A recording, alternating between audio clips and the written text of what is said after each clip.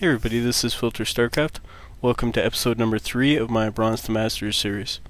In this particular episode, we're going to go over what I call Silver League mechanics or Silver League gameplay to hopefully add some things to what we learned in our last 2 episodes. So this particular episode, we're going to be looking at a couple things. The main things are going to be the mini-map and resource tie-in. So how to move your eyes, how to see the screen a little bit better, as well as very basic racial branching. So what a good unit composition is against Terran isn't necessarily true against Protoss and whatnot, so we're going to look at that from a very basic, simple level. The last thing we're going to look at is building groups. Building groups are not build orders. Building groups are a set number of buildings you want for how many bases you have, certain time in the game. A build order is a very stringent, strict, hey, this is how I'm going to do it. I don't want to do that. I don't think it's very worthwhile to just look for 51, 52 food and then try to throw down your factory. It's much better to organically throw it down after you do something else. So with that in mind, I just want to do a quick review of our last topic, which was Bronze League mechanics. That was a very simple one. All we want to do is get 51 SCVs by 10 minutes and make our natural expansion by 3 minutes and 45 seconds. Now, me myself, what I did was I went and took my Bronze League account because I wanted to get it silver to kind of show you guys that the silver stuff does work in silver. I just did it exactly the way I'm trying to teach you to improve my own mechanics. I think it does work. So what happened to me in my games, I played about 8 or 9. I had one guy try to cannon rush me. I was able to hold that fairly successfully, as well as I had another guy do a proxy marine with combat shield attack. Now the fact that I had my bunker is pretty much what saved me. However, even without micro, I was able to hold that attack, push him back, and kill him at 10 minutes like I've been practicing. So with that in mind, the one big thing I want to mention for this one is we're working on addition. What that means is we are simply trying to add mechanics to what we already learned from our bronze mechanics. So that means is we are aiming to still have our 51, 50 SCVs at 10 minutes, as well as putting our command center down for our expansion at 3 minutes 45 seconds. So even though we're going to learn some new stuff and add things in, those first 2 metrics are still extremely important. If we're able to hit all those, we're going to have a lot of success. If we start messing up and we're only getting 38, 39, or even 44, 45 SCVs, a lot of times they're not going to feel nearly as good and as solid as they do in this particular guide. So you really want to make sure you're hitting those Bronze League metrics. Even if you're a Silver League player and you're starting here or you're Gold or whatever, go back, check out the first video, compare yourself, see if you're hitting those metrics. If you are, hey, awesome, you're ready to go. So let's dive right into it. So the very first thing we're going to introduce here for Silver League play is going to be mini-map awareness and resource awareness. These two things tie into each other really well, really easily. So what you're going to do is every time you make an SCV, or every time you make a Marine, you're going to check your mini-map, you're going to check your resources. Again, every time you make an SCV, every time you make a Marine, you're going to look at the mini-map, you're going to look at your resources. When you're doing that, you're going to find you're spotting that probe that comes in to scout your base that normally would just kill off your SCV or create all kinds of havoc for you when you're building your barracks. So as long as we're always looking at our mini-map, we're going to be in great shape. The other big advantage to this is, once we learn how to get map control and keep it, our opponent is simply not going to be able to drop us. He's not going to be able to attack us from different angles and all that kind of stuff, because we're going to know where he is, we're going to spot it on the mini-map. It's not going to be a simple case of just having a Marine at a watchtower, everything walks past the Marine, kills them, then we know what's going on. We really want to make sure we're always checking the mini-map, even during engagements, because one of the biggest things people do is they will attack your front, or they will drop you in the back and then push into your front. The reason they do that is it triggers an alert that you're getting attacked, and then they take advantage of that in another area of the play. I like to do that a lot personally. I think it works really well. The second thing we're going to do when we're checking our mini-map is we're going to go up and look at our resources. If your resources are starting to get high, you just want to throw down production buildings, whatever you can, it's going to help you out. Now, for the purposes of the tutorial videos, we're not going to do that because we're going to keep our resources a lot lower in some other more creative ways, and that's going to be our goal, not necessarily just throwing around a whole bunch of stuff haphazardly. However, every time you're making an SCV, every time you're making a Marine, every time you throw down a building, check your resources, see how you're doing, because if you have 450 resources and you're only making one barracks, why not make a second one? It's very straightforward, it makes a lot of sense, it's an easy way to tie things together, so you don't end up in a situation late game where you call down 8 mules and you have 4,000 resources and no possible way to spend it. So again, every time we're making an SCV, every time we make a Marine, we're just going to check our mini-map, then we're going to check our resources. Mini-map's in the bottom left, resources are in the top right. It's very simple, but it's something you want to start doing at as low a level as you possibly can, because then there's less stuff distracting you. That's why I'm introducing it already in the silver level, so you get used to looking around. It's really, really important. If you're trying to do this and you're already a diamond level player, chances are there's going to be something else on your mind, like, oh, I have to get this refinery down at this time or we're going to mess it up. So what we want to do is create a very solid foundation for you to play, so you're not worried about that in the future. The last thing I want to mention about Minimap is very simple. I provided a quick video here to demonstrate it. I've set myself to orange, I've set the computer to blue, which is why the computer's not attacking me.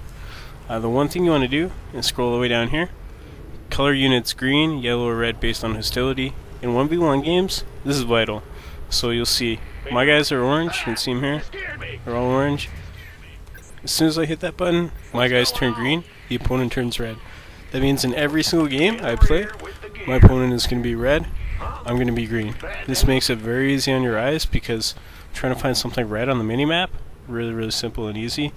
Trying to find something green on the minimap, or in the case of ladder, blue, it's actually quite difficult.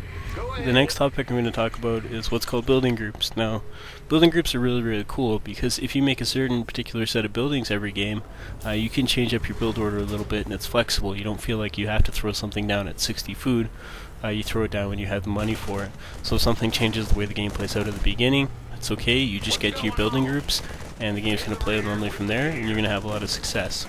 If you start following build orders and you know how to make a 1-1-1 and you can do it half decently, maybe you're a minute or two behind what a professional player would do, hey great, you're going to win a lot of games, but you're not going to understand why you're winning those games, you're not going to react, and your play overall is going to be a little bit weaker than it could be.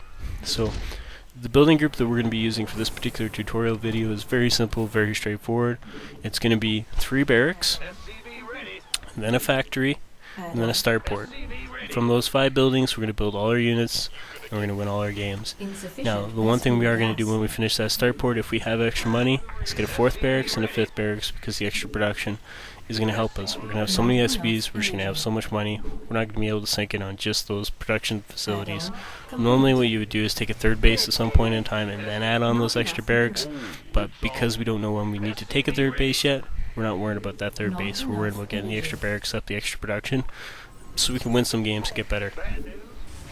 We've got our basic building group set up in the way that we want them now, but the main thing is going to be very basic racial branching. What's cool about that is it's going to allow us to use basically the same build, basically the same group of buildings, and we're going to use them in a little bit different way for each matchup. What this is going to allow us to do is still have some very solid benchmarks no matter who we play. So if you only play 5 games in a day and 2 are against Terran, 2 are against Zerg, 1's against Protoss, it's sometimes tough to feel like you're improving because you play all the matchups, you're not sure if you're getting better at a build or whatever. If we do things this way, it's very clear if we're getting better or if we're improving or not, regardless of who we play. So what we're going to be able to get away with here is just 2 techlabs and 3 reactors, with the only exception being against Protoss. When we play against Protoss, we don't need that 3rd reactor because we don't need anything on our factory. Our factory is not going to be utilized, we're not going to make tanks out of it. Against Protoss, we're not going to 1-1-1 or any of that kind of garbage. And we can kind of keep our same benchmarks about how many SCVs we need when we're making that command center. And what we're going to add to that is our extra barracks, and our factory, and our starport, as well as our refineries. How many refineries we need when we get them is what is going to dictate our build. The rest of the build is going to time itself out completely 100% on its own. What I mean by that is you build the 2nd and 3rd barracks when you get the money to make them. You build your 1st barracks obviously after you build your 1st supply depot. We're going to build our factory once we get 100 gas. And then as soon as our factory is done, we're going to have the money to create a reactor for it and create a starport so we can start getting out medevacs.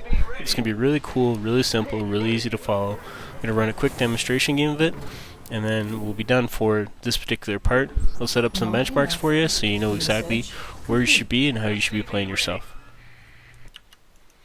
Okay, so this is going to be our demonstration game.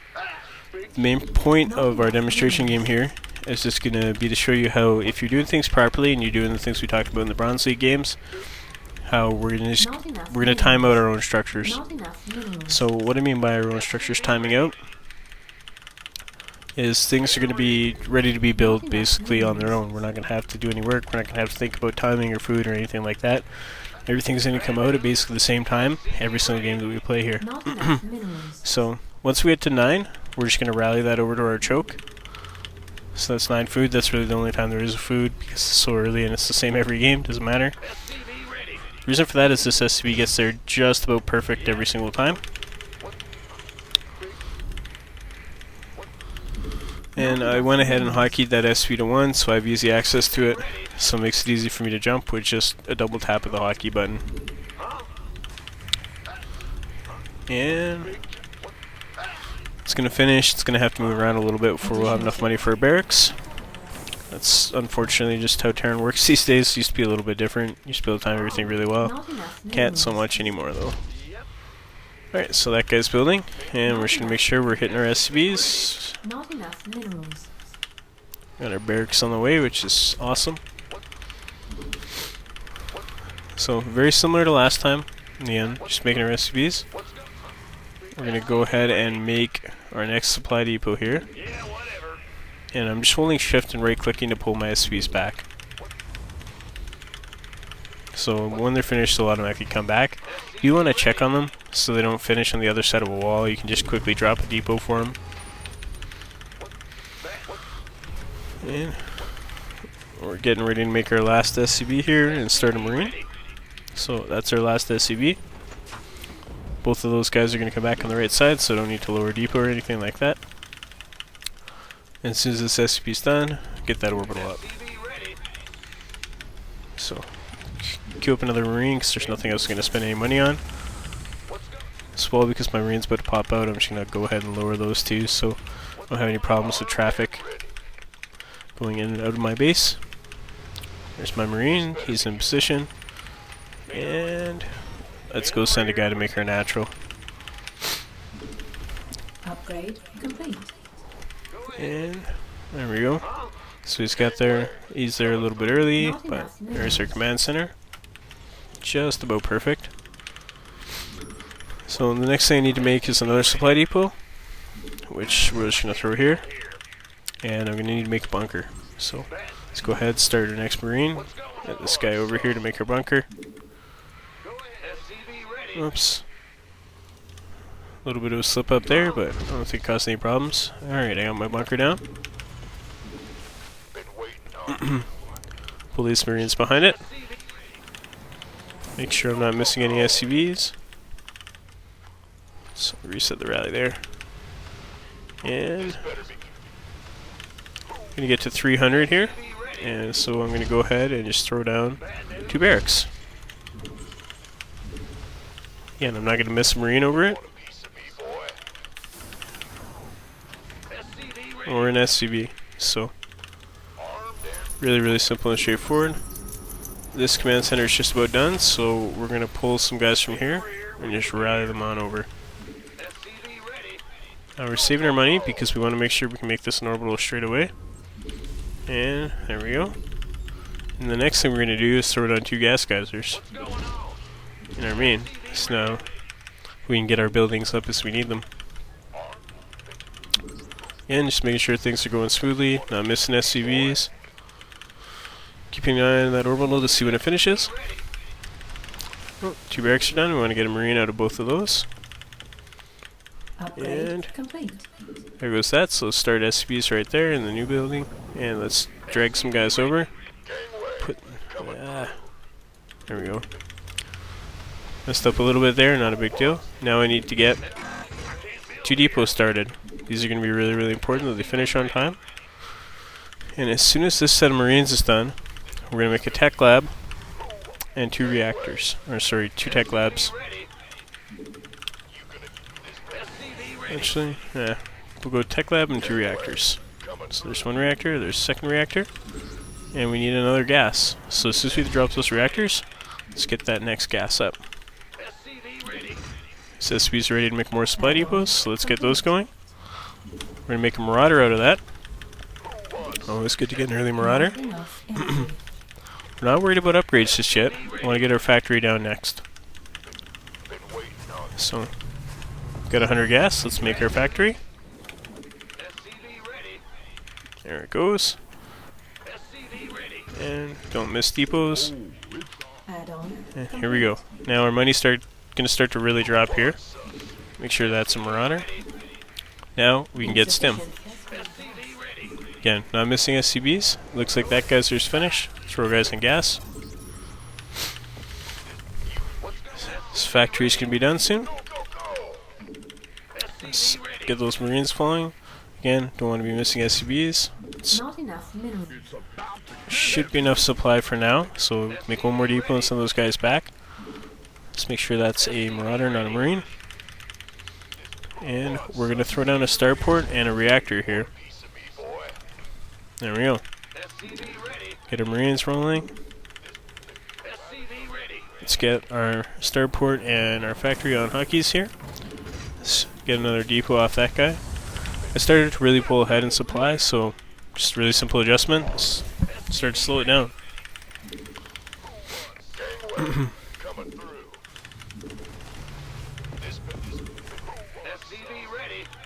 And probably gonna need another guy making depots here.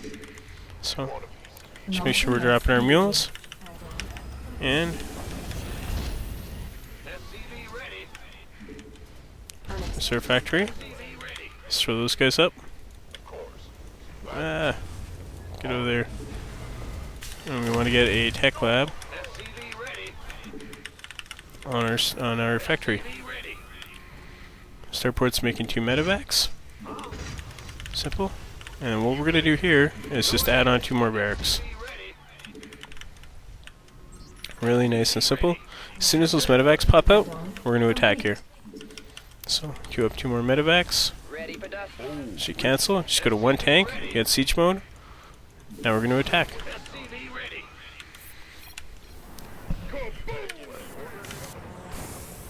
Okay, so following the sample game, what I did was I wanted to get some background footage so the rest of the video wouldn't be nearly as boring.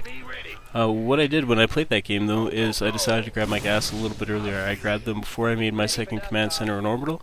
I still had enough money that as soon as it finished I was able to make it in orbital, but I had a little bit of extra gas, which means I was able to speed everything up without causing any real big problems.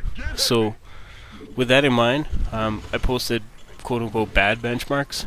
That's not where I want to be. I managed to smooth that out, get a little bit faster without hurting any other part of my game, which is kind of the key when you're looking at benchmarks and you're looking at how you should play. 30 seconds is a pretty big deal. It could be the difference between a second Colossus joining the fight and just one, that kind of stuff. So it's really important that you are crisp with your timings. If you can improve them, hey, awesome. Okay, with that in mind, I've come up with some benchmarks now. How I came up with the benchmarks is just letting my resources dictate the way I played. It was really, really simple. I built a factory when I could afford it. I built my add-ons for my barracks when I could afford it.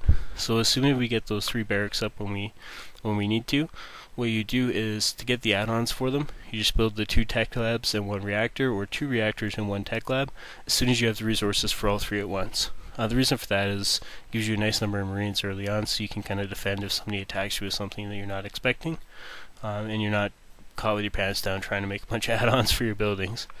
Now, the second part about that is, that leads into having just 100 gas to start your factory at 6 minutes and 50 seconds. That's when I started my factory. It ended up timing out great. Loved it. It was perfect. Now, at 6 minutes and 50 seconds, when you get your factory, build that. Take your 3rd gas. So take 1 of the gas at your natural. You don't need both. And then what you do is get stim as soon as you can afford it. So your tech lab will finish and you should have just enough gas to get stim and a marauder. So go ahead and grab that. Then when your factory finishes, you're going to be able to build a starport. That's typically at 7 minutes and 55 seconds. What you do when you build your starport is you get a reactor as well. So what that means is your starport's going to be down, it's going to have its add-on, so as soon as the reactor and the starport both finish, they have the exact same build time, by the way. What you do is just lift off your factory, drop your starport on. You can actually start 2 medevacs immediately. This will allow you to have, when you make your initial push out, at 10 minutes, which is all I've been trying to do. I don't want to play any longer games than that right now. So as soon as 10 minutes hit, I just push out and attack. Don't micro or anything. But at the 10-minute key timing, I'm still keeping my 52 SCVs in all the games I'm playing, which is absolutely vital. I can't have 46 or 47. I actually don't have enough money if I don't have enough SCVs. So it's really, really important to get the right amount of SCVs. And the last thing is, my stim is about 10 seconds away from finishing at 10 minutes, which means by the time I push out across the map, I'm going to have stim. It makes life really easy. You just stim up and attack. You can do a little bit of fancy micro if you want. Doesn't really matter. The important thing is you're getting a lot of stuff. Now, in the game I played against the other gentleman who was playing, he was a Silver League player. Actually attacked move, got caught on a ledge, and I still killed him. It didn't really matter. So the reason for that is I just had a lot of stuff. My tech was good. Medivacs Marine Marauder, it's an awesome composition. I did not need to micro at all to kill him. I'm probably not going to need to micro at all in Silver League because I'm going to be hitting my timing so consistently. And that's what you want to really strive for. If you are a Silver League player and you can execute this build against the computer, do it. Just practice, making sure you're getting your 50 SCVs by 10 minutes, you're getting your natural down on time, you're getting all the buildings when you have the money for them, and you're going to find it's really, really easy. You're not thinking, oh, should I do this or should I do that? No, you're going to have 100 food almost every time you push out, which is really, really cool, because even at my level, and I play Masters level, by 10 minutes, a lot of players, even other Terrans, 70 food, 75 food, not very many are going to have 100 food. So you're going to have a really, really strong, powerful army. You're not going to have a third base, but based on our SCV count, we're actually going to max out the number of SCVs we need by 12 minutes if we keep it constant. That's 12 minutes with 2 command centers. That's disgusting. That means taking a third base, super easy. It's going to be really easy for us to add that in. So those are our benchmarks. That's what we're aiming for. Make sure you still pay attention to the Bronze League benchmarks, because it's really important to still have your natural up quickly. It's really important to still have those SCVs. That's going to help fuel all these units and all these upgrades we're going to get in the future here. So with that in mind, the next episode is going to be episode 4. Episode 4 is just going to be very simple. It's going to be me commentating, playing some Silver League games, using the techniques I'm trying to teach out from the Bronze League and from the Silver League. There's going to be some rules on that. Again, I'm still not going to scout. I'm still not going to micro. Still not taking a third. Not getting any upgrades like +1/+1. I am going to get stim simply because it's a really, really important upgrade. However, I'm not going to use it. The only reason I'm getting it is just to equalize and kind of balance my money. So that's really important to me. Now, when you play, you don't have to do that. If you want to micro a little bit or do whatever, hey, cool, go ahead. Just make sure your macro doesn't slip up and you're hitting all the timings and benchmarks we talked about here. Anyway, this is Filter Starcraft. If you like me, hit the like button, subscribe, leave comments in the bottom. I'm more than happy to answer any questions people post, and I'll talk to you guys next time.